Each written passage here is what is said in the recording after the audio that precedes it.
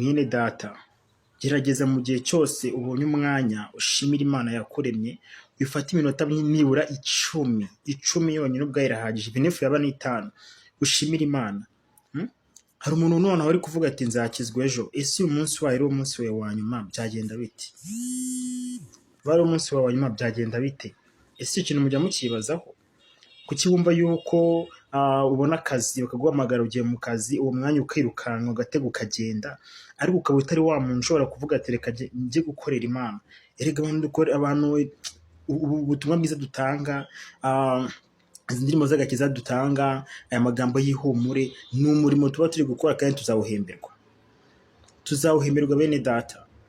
Kandi ni ukuri, nyuma y'ubuzima twizere ko hari ubuzima, kandi kuko burahari.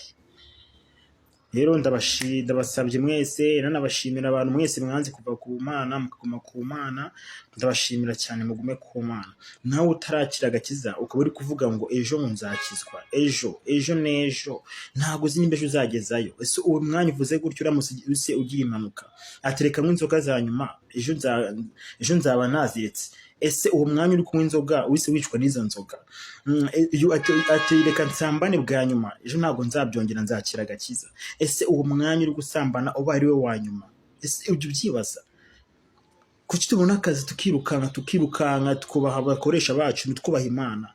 Imana ni boss kandi azaduhemba. Imana izaduhemba kandi nukuri umwami ukora azaguhemba. Imirimo wakoze ukiri mu isi uzayihemberwa. Nukuri ndabasabye, please think twice, think again. Ongera utekereze neza, urebe se uyu munsi ari uwanjye, ari wo wa nyuma. Ese mu by'ukuri ijuru bavuga naribona? Ese naribona? Nusanga utaribona, wikosore, wisuzume, usome ijambo ryanditse muri Abakorinto ba mbere ibice 13 guhera ku murongo wa mbere gutyo kumanuka. Imana ibaho umugisha. Murabona impamvu ikintu cya mbere dusabwa no kugira urukundo muri byose, kandi tugakorera imbere kwizera Imana no kuyubaha. Imana ibaho umugisha.